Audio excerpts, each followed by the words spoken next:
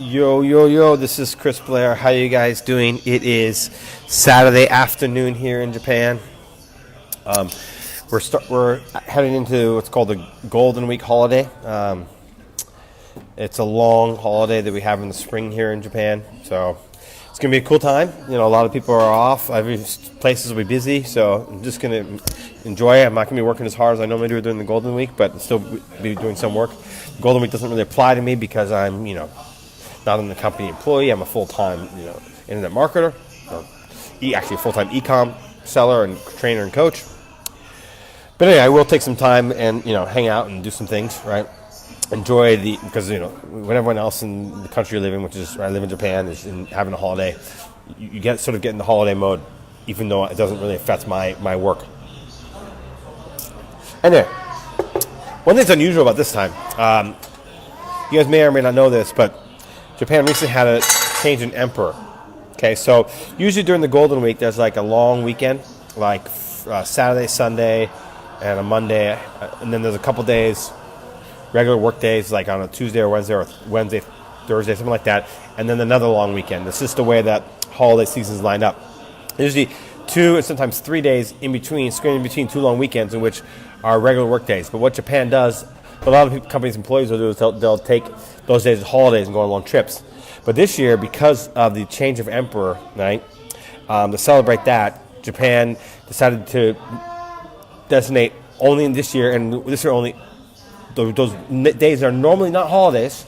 They are like special holidays this year only, which means that we have a 10-day Golden Week holiday. This is the longest Golden Week holiday. This is the longest holiday ever happened in Japan. I mean, literally 10 days where banks are going to shut down and stuff like that. Actually, sometimes I think it's maybe a bad thing. What happens if people, for some reason can't get money? What if there's like a stock market crash in the United States and the Japan, of course, the Japan, based, what do you call it? Stock market related security companies are not working, right? And what if foreign currency collapses and they're not working? So 10 days is a long time. But anyway, hopefully it'll be fun and there'll be no big issues, and also it'll drive the economy. And before I get into drop shipping and print on demand, I want to talk a little bit about the food I'm eating right now. This is okay. Let me show you the menu. So this is a very popular dish in Japan. It's called kushikatsu. Okay, these are all small sticks, and each one of these is $1. Okay, this is 120 yen in Japanese, but each one of these is $1. These ones here are 80 cents, and these are different vegetables. These are different meats, right? Anyway, they also have tons of stuff. They even have kushikatsu ice cream. It's crazy. So anyway, so check this out. So this is one is ham. Okay, I'm going to go ahead and dip it, and you dip it in this sauce here. Boy, if there's some way I can show the sauce without spilling it. Let me see if I can sort of tilt my... that's going to be hard. Wow, can't really... Can you see the sauce? There you can. Now you can. Yeah, I can see you guys can see it. There you go, right there. That's the sauce. And you dip it in. This is a very, very... I'm showing you guys this because this is a very common thing. Japanese people, when they go out with friends and family and stuff, they will often come to these places. You can find a kushikatsu place anywhere. So they take it and they dip it in this fried, right? They even do it. They'll have banana and cheese and ice cream, and it's really, really cool. But these are actually meat dishes. This is a ham one. So I'm gonna dip it in the sauce here. Take a bite. I'm gonna show you guys the inside.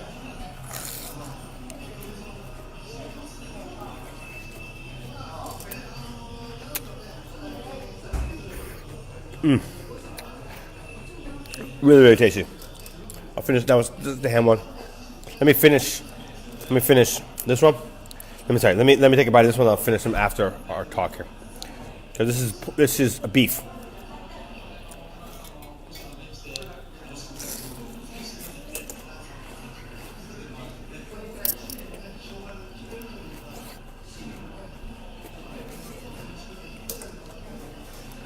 All these places are quite tasty and affordable. I mean, they're cheap, but the beer here is, right now, this is the afternoon. In the afternoon, the beer is only 180 yen for like a 3/4 pint. Sorry, yeah, 180 yen. So like a $1.60 for a 3.5 pint, and then in the evening time it goes up to $2.70 roughly. So very cheap, affordable, good tasting. So if you ever get to Japan, I highly recommend you come to one of these places because they're extremely popular.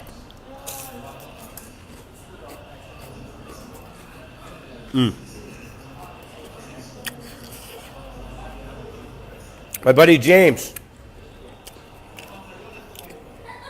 Hey James, you want to try to get on? Facebook's saying I can invite you on. The little camera symbol came up.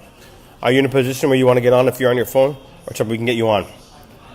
So anyway, I want to talk about today drop shipping and print on demand. Okay, so most of the people who follow me are experienced e-com sellers, somewhat, right? So you know this. I mean, what they are. Right? But there's still a few people out there who don't know what they are, so I'm going to quickly explain it before I get into the nitty-gritty of this. Okay, so drop shipping is, for example, you go to a site like AliExpress or eBay, you grab a product that's listed on there, usually they're from China, but sometimes they're from Vietnam and Bangladesh and other countries. And sometimes you can even drop ship U.S. products. You put them on your website, you can put a markup on it, and you sell it. And when the order comes in, you go to AliExpress and you purchase it and you have it sent directly to the customer. All right, so I was about to ask my buddy James. I said it's going to bring on. He says I'm naked in onsen. Onsen's a hot spring in Japanese, so probably not a good idea. No, I think we can get in trouble with Facebook for that. So anyway, so back to what I was saying. Okay, so that's how dropshipping is. You go to the website, you grab something, you put it on your website, and when the order comes in, you go to the other website and you order it and you send. And you can do it dropshipping off of Wishlist, off of off of Amazon. Some people actually do it off of Amazon. You can do it off of Etsy. You can do it off of AliExpress. You can do it off of eBay. Okay.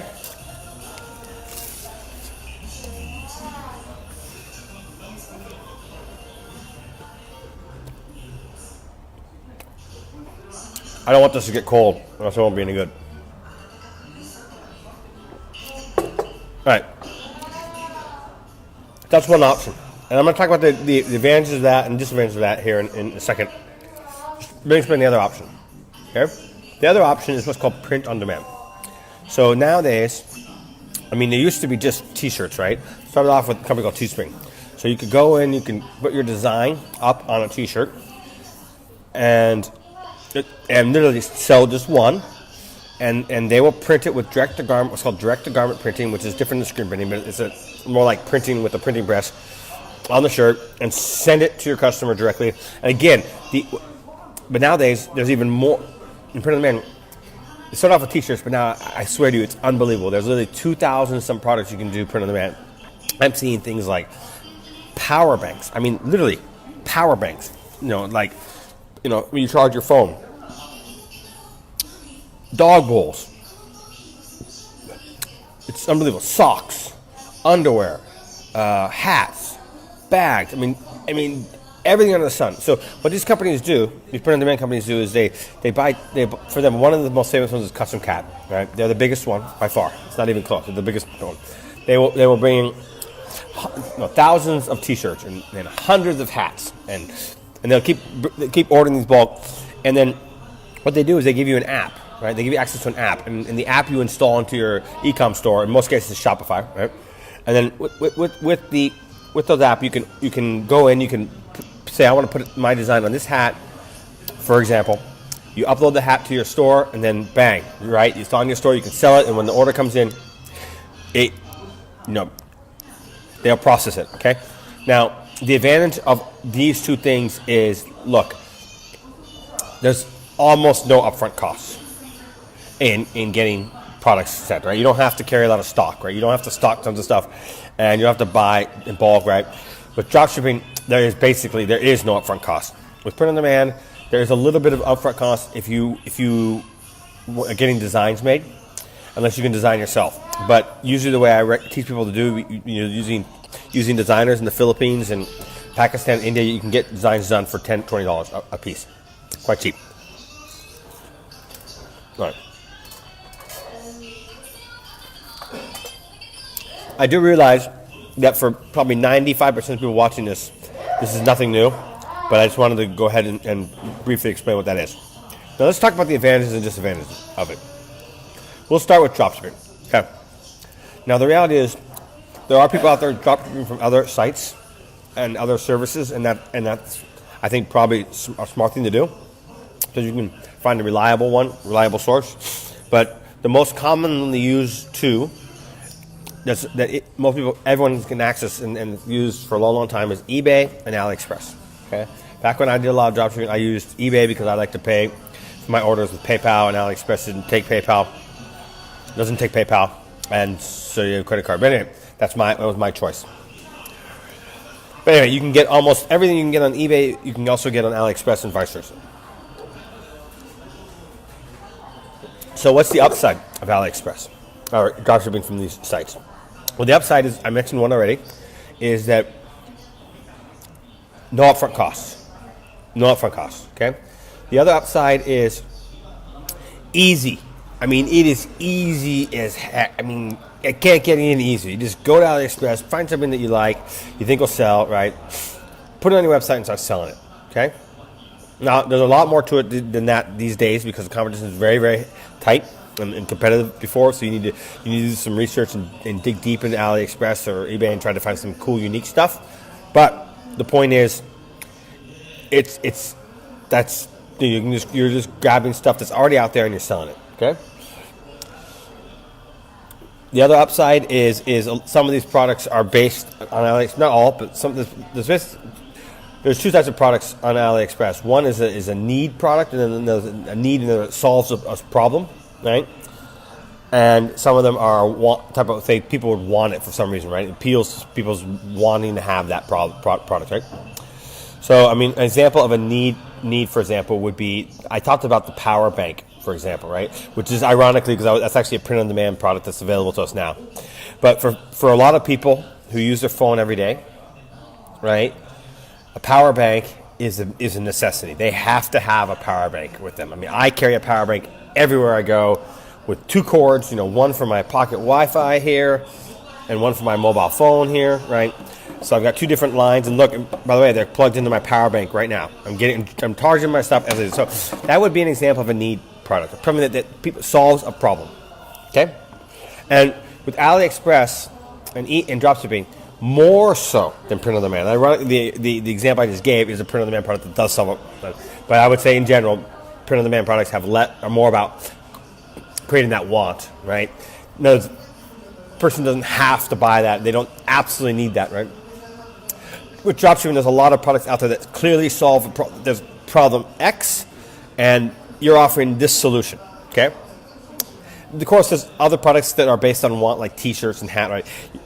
You don't necessarily need a T-shirt, right? But you just want them, right? Because they're cool, funnier, or you like the expression, you resonate with that, right? So, dropshipping products opens up more doors to products that are based on need and solving a problem, okay? People will say that you can get better margins on dropship products in general, and I have mixed feeling about that. It's true in some cases, but not true in others. I mean, there's some POD products out there that you can sell with big margins. So I'm not sure I fully buy that point of view, but I wanted to point it out because you hear that a lot. You hear a lot, oh, I do dropshipping because they're better margins. Okay. There's some downside to this, and I'm going to get into that here in a second. Okay. All right. So those are the upsides of dropshipping. Okay. Now, what are the downsides? Okay. The downside is this: long shipping times. I mean, it's coming from China. Even if you order, depending on how fast they are, and if you set up some apps that help automate the process, you'll be processing your orders every day. The orders come in, you request, you pay for the order, and you get it on its way. But the thing is, a lot of the dropshipping suppliers don't necessarily process them immediately. They wait a couple of days, or 2 or 3 days, or it takes some time to get things organized. Plus, then on top of it, you have ePacket, right, which is the best option from China, unless Trump kills that, and there's a possibility he might. Oh, I gotta get one more beer before 4 o'clock. The beer price is gonna go from $1.70 to $2.70 here in a second. Right now it's almost 4. Sumimasen. Okay, so back to what I was saying. So e-packet is the best option. So nowadays e-packet says up to 20 days. Up to 20 days. Now that's apparently, I'm talking to my friends who are doing a lot of dropshipping, that's not typical. It's still typical 10 to 14 days. That one might be cool. All right. So, okay, so 10 to 14 days, but... はい、大丈夫です。今だから注文した。はい。So, he was just telling me that the cheap beer is till 4 o'clock, and I said, yes, that's exactly why I just ordered another one. I'm very aware of that. I love beer, guys. So anyway, back to what I was saying. So you're looking at, in the best case scenario, 10 days. The most likely scenario, 14 to 17, 18 days, and as much as 20 plus days.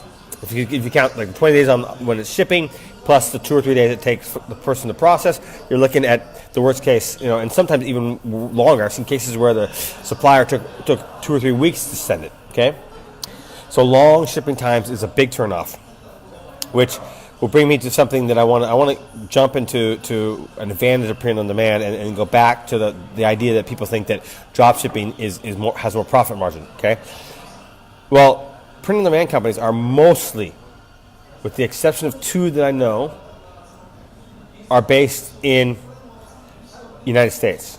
Okay, so you get or there's a couple in Europe as well, but there's 2 in China. You get, but the point is, they like some of the for the custom cat and the ones I work with. We sell a T-shirt. Custom cat often sends that T-shirt out on the very day the order comes in, the very day. So, okay, so that and it takes 3 to 5 days for the product to get there. So literally, the customer's getting the product within a week, versus waiting at least in the best case scenario 11 to 12 days. Okay. It makes a massive difference in the customer's experience, and therefore they're willing to come back and buy. They're more likely to buy from your website, and that's a huge part of this whole thing. A lot of people are very short-sighted when it comes to dropshipping. They say, "Oh, I can get $30 up front now." Yes, you get $30 up front now, but you have not built a customer for life. They're never going to buy for you because they're going to wait 3 weeks for their product, 2 to 3 weeks. Okay, no one's going to come back and want to buy for you again. Okay, that's the reality. So in many cases, you're cutting off your nose to spite your face when you think, oh, dropshipping is more profitable. And then here's the other thing. These days now, with a lot of the unique products I mentioned earlier, the 2,000 some products you can do with print on demand, you can get some unique stuff that you can put good margins on. It's true, a lot of the common stuff like that people have been selling a lot, like T-shirts and hoodies and coffee mugs, because it's been proliferated over the marketplace, you can't get a good margin on those. But when you sell other things, unique things, you can. As I had a jacket selling for a nice $40 margin, in the past, and with print on demand. Okay, $40. That's a good markup. I don't know many. What do you call it? Dropship products you can do $40 markup. So I wanted just to point out that, even though I haven't gotten into the pros and cons of the POD, I wanted to really emphasize this point: is this notion that the margins are better with dropshipping is total and utter bullshit. It's utter bullshit on the surface, because number one, there you can actually have some POD products that you can get some fast shipping on. Some high margin on. Number two, the fast shipping of POD products creates a better customer experience, and they're more likely to buy from you again. Whereas with a lot of dropshipping, I know a lot of people are doing big numbers with dropshipping, but what happens is they have one sale from that customer, and they're constantly chasing new customers. So they're thinking so much about the margin now rather than the big picture, which is the lifetime value of the customer. Okay, so let's go back to the cons of dropshipping. Okay, it's one of the reasons why they can make the shipping cheap to make it work, because e-pack is depends on the item, but $1 to $3, right? Sometimes $4 to most, is because what they will do is they'll take the item and they'll squish it. Literally, they will take a a hat or whatever. It's an unstructured hat, right? And they'll smash it down as small as possible. It'll show up in this tiny little box. I shit you not. I've seen it. You have to pull it out and then wash it, and then it even says in the instructions, pull out, wash it, and it'll return to normal. And yeah, for unstructured caps, not these hard, built caps, you can do that. You absolutely can, and it does. But just the impression. And they do this with every product when they ship from China because they want to sell e-pack and they want to keep the prices cheap. So they squish down the product, and it's as compact as compact can be, and the packaging also looks ugly in and of itself. So just imagine the impression you're making. Okay, imagine that.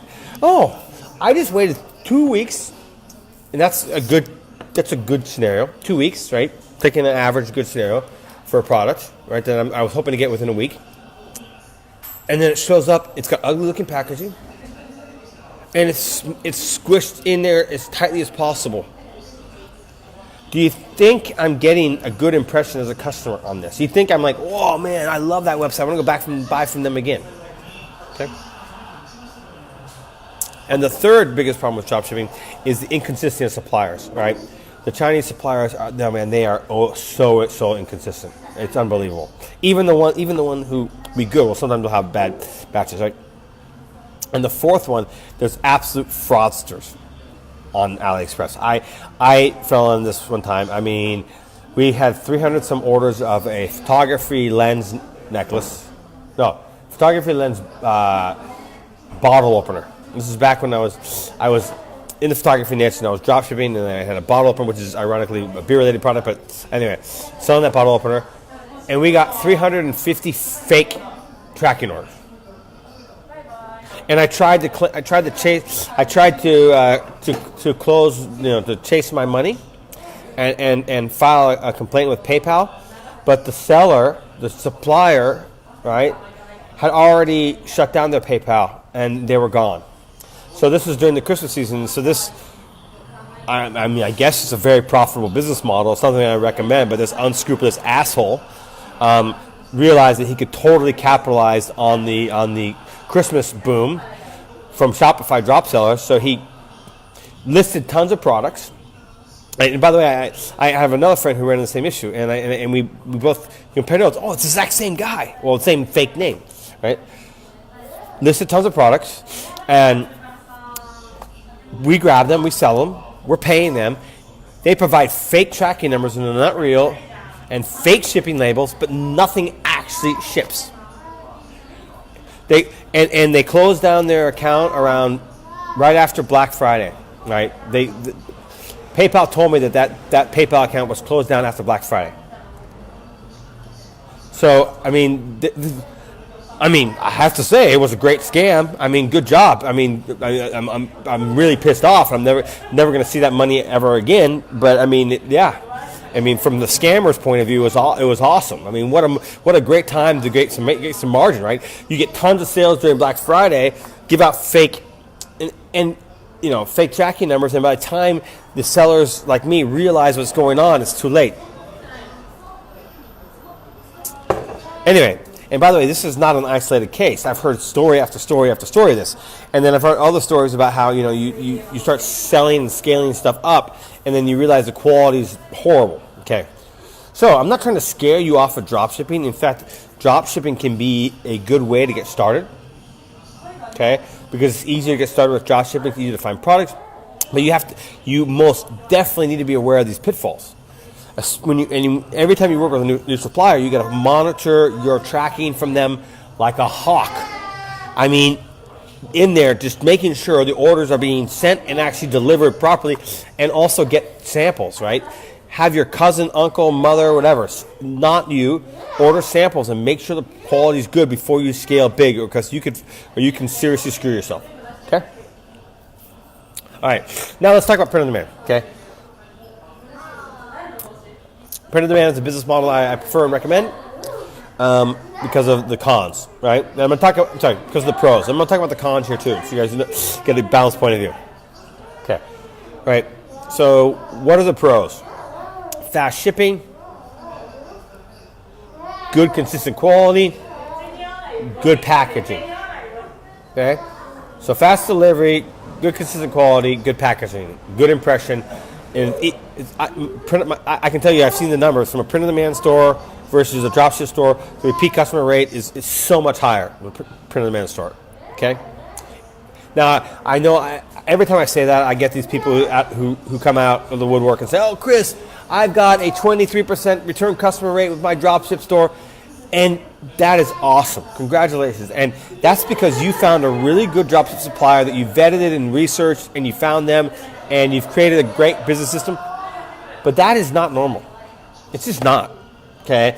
So yes, your business is the exception, and I can't teach based on anomalies. I got to teach based on norms. Okay.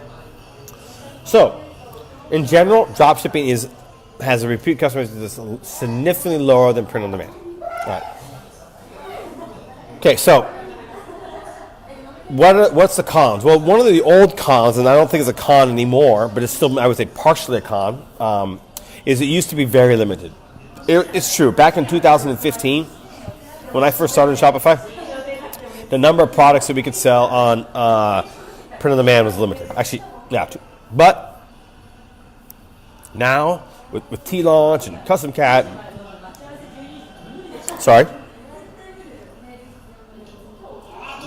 and all the different suppliers out there, there's over 2,000 products now, and it's increasing.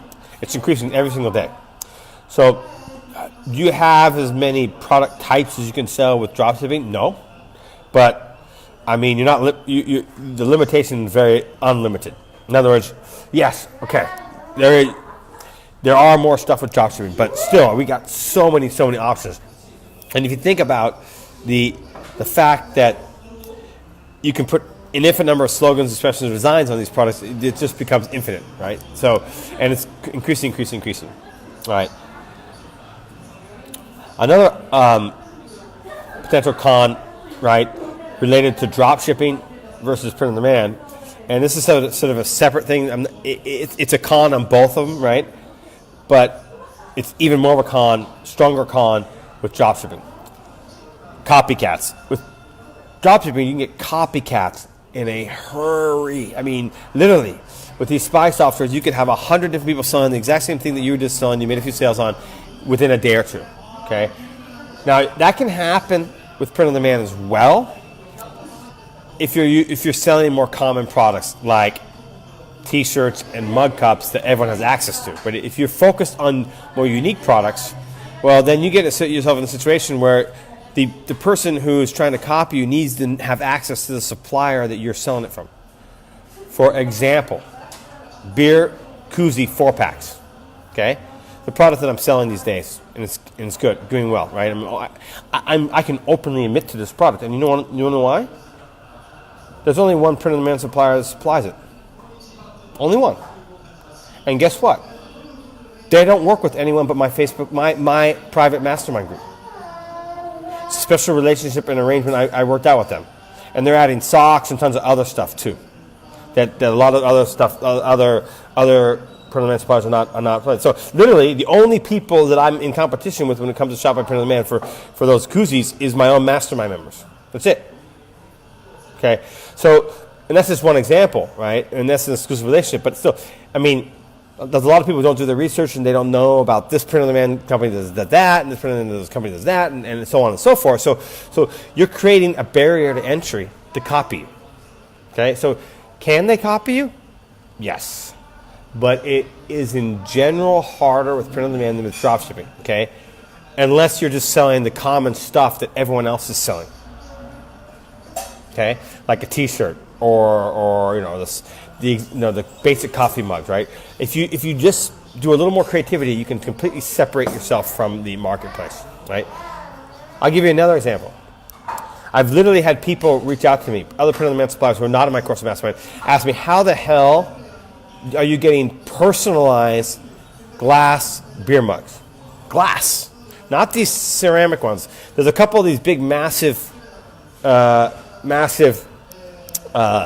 demand suppliers that got ceramic mugs, but we have glass. And again, another secret private relationship that I created just for my mastermind members, right? In which we can sell glass stuff, right? By the way, if you're watching this and you're one of my members, you're probably scratching your head saying, Chris, wait a minute, I haven't seen that yet. And you haven't, because I've been just testing it myself. But literally, this coming week, you're going to learn about this new supplier, okay? I've already arranged to make an announcement about him, okay? So next week, you guys are going to have access to some new cool shit, all right? So if you're watching this in my group, you just wait a few days. You're going to get access to some cool new stuff. That this guy's got jewelry boxes and all sorts of other cool things. And it's gonna. And by the way, not open to anyone, which is awesome. All right, so that puts the point is that, look, it's harder to be copied with PLM, but it's still possible depending on the product that you're selling. Okay, and then the other con to print on demand, and this is a fair con. It's harder to come up with winning products. That is true, and I'm not going to deny that. Okay, why is it harder? Well, because you're trying to go out to your marketplace, right? In most cases, right, you're not going after a product of need. You're going after a product that they might want, with the exception of, like, I just mentioned power banks. Nowadays, you can do print on demand power banks, which is really cool. And there's a few other products that are based on need. For example, a dog bowl, right? But dog bowls are so prevalent, right? That But the point is, there's a lot less products that are based on, like, hey, I'm solving a need or a problem, right, for a customer. Whether you're creating a sense of, like, okay, wow, cool, I want that. Oh my God, I want that thing now. I need that, right? So you're creating that, right, which is harder. Okay, and I'm not going to lie to you and say it's later. But anyway, that's it. That's the difference between the drop shipping and print on demand. And I actually think both can work done right. If you're interested in working with me, private message me. I can take on one private coaching student this time. I also have a mastermind in the course group, and if you're interested in learning about that, you can private message me, and I'll tell you more about it, and we can have a little conversation. So if you're interested in working with me and not having to solve everything for yourself and bring yourself to a whole new level, contact me. Cheers.